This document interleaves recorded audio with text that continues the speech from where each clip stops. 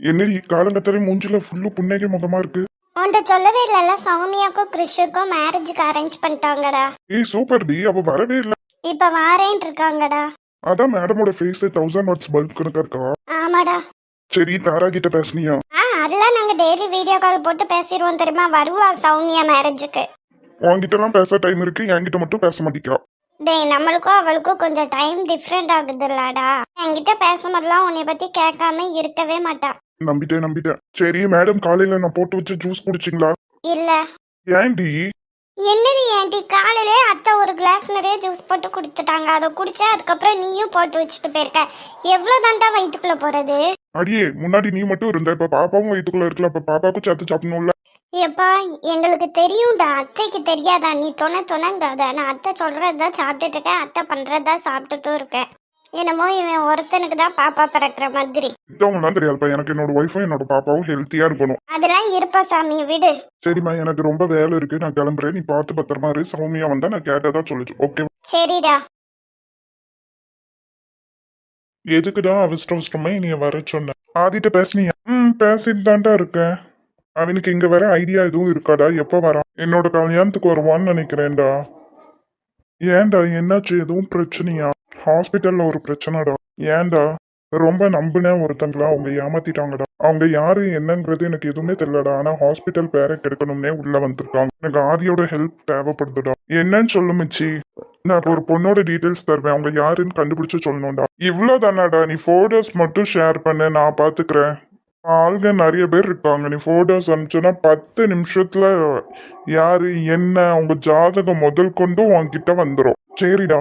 அதுக்கு ஏன்டா நீ இப்படி இருக்க? இல்லடா, அந்த பொண்ணை நான் ரொம்ப நம்பினேன். அந்த பொண்ணு இப்படி பண்ணுவா நான் கொஞ்சம் கூட நினைச்சு பார்க்கல. யாருடா அந்த பொண்ணு? அதான் எங்க ஆபீஸ்ல ரிசப்ஷனிஸ்டா வச்சிருந்தேன். அவங்க பாட்டி கூட உடம்பு சரியில்லை, உங்க பாட்டி செத்துருவாங்கன்னு சொன்னாங்க, இன்னும் ஏன் சாகலன்னு கேட்டுட்டு இருந்தாங்களே. ஆமா, அந்த பொண்ணாடா? ஆமாடா, அந்த பொண்ணுதான் உள்ள எல்லா பிரச்சனையும் எல்லா குழப்படியும் பண்ணி வச்சிருக்காடா. எனக்கு அவ்வளோ கஷ்டமா இருக்கு. சரி மச்சான், ஃபீல் பண்ணாத. எதுவா இருந்தாலும் நம்ம பாத்துக்கலாம். இப்ப அந்த பிரச்சனை எல்லாம் சால்வ்டு தானே. பிரச்சனை பெருசாகிறதுக்கு முன்னாடியே நான் கண்டுபிடிச்சிட்டேன்டா, அதனால பெருசா ஒன்றும் இல்லை. அப்புறம் என்ன மச்சான், பிரச்சனை எதுவும் இல்லைல்ல? நம்பினேன்டா. அதான் நாங்கெல்லாம் கூட இருக்கோம்லடா, எந்த பிரச்சனை இல்லை, நம்ம எல்லாரும் சேர்ந்து பார்த்துக்கலாம். நீ ஒன்றும் ஒரி பண்ணிக்காத. சரிடா, நான் அனுப்பிச்சுட்றேன். அதை மட்டும் எனக்கு பார்த்து சொல்லு, சரியா? எனக்கு நிறைய வேலை இருக்குடா, பண்ணி வச்சிருக்க குளறுபடி எல்லாத்தையும் சரி பண்ணும். ஓகே மச்சான், நீ எதுவும் ஃபீல் பண்ணாத. சரிடா. ஹலோ. சந்தோஷ், சொல்லுப்பா. நான் நல்லா இருக்கேன். நீ நல்லா இருக்கியா? சரிப்பா. தாராவை பார்த்துட்டியா? சரிப்பா. சரிப்பா. எல்லாம் நம்ம பிளான் படி தான் போகணும், சரியா? தாரா வந்து ஃபஸ்ட்டு உன்னை அக்செப்ட் பண்ணிக்க மாட்டாத. நீ அவள் கூட கொஞ்சம் ஃப்ரெண்ட்லியாக பேசி அவளை எப்படி சம்மதிக்க வச்சிருப்பா. சரிப்பா. சரிப்பா. ஆனால் அவளுக்கு தெரிய வேண்டாம், சரியா? நான் உன்னை அவளை கல்யாணம் பண்ணிக்கிறது தான் அனுப்பியிருக்கேன்னு சொல்லிட்டு.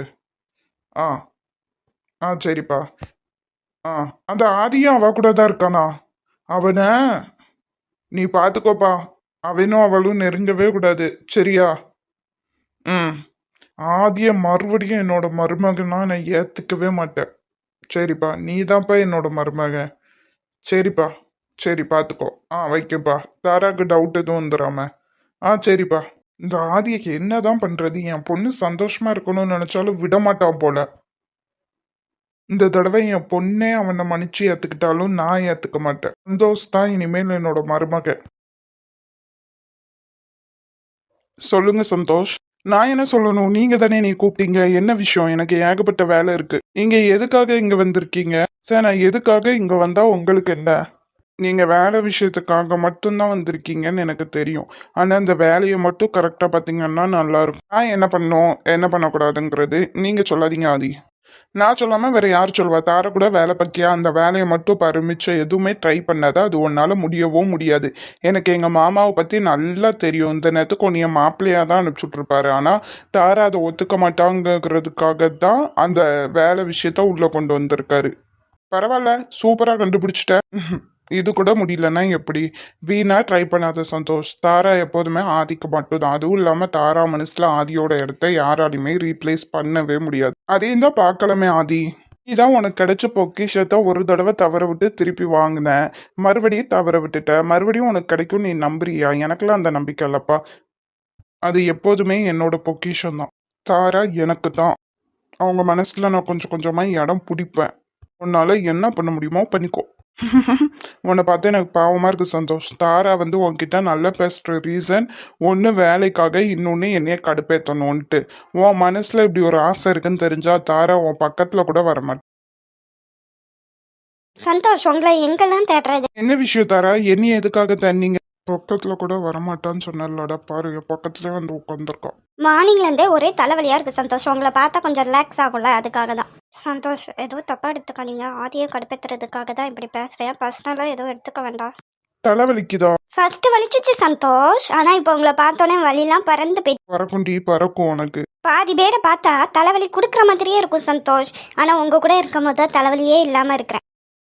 காலில் வெள்ளி போல் கூடராட இந்த கண்ணுக்குள் கண்ணீர் போல் காவலிருப்பேன். மாலை சூடி தோலில் ஆடி கைத்தொட்டு வைத்தொட்டு உன்னில் என்னை கரை. அவ என்னோட தாராடா. யார் நினைச்சாலும் அவளை என்கிட்ட இருந்து பிரிக்கவே முடியாது. அவ எங்க இருந்தாலும் அவ பார்வை என்னதான் இருக்கும். அவ எங்க இருந்தாலும் அவ நினப்பும் என்னை பத்தி மட்டும்தான் இருக்கும்.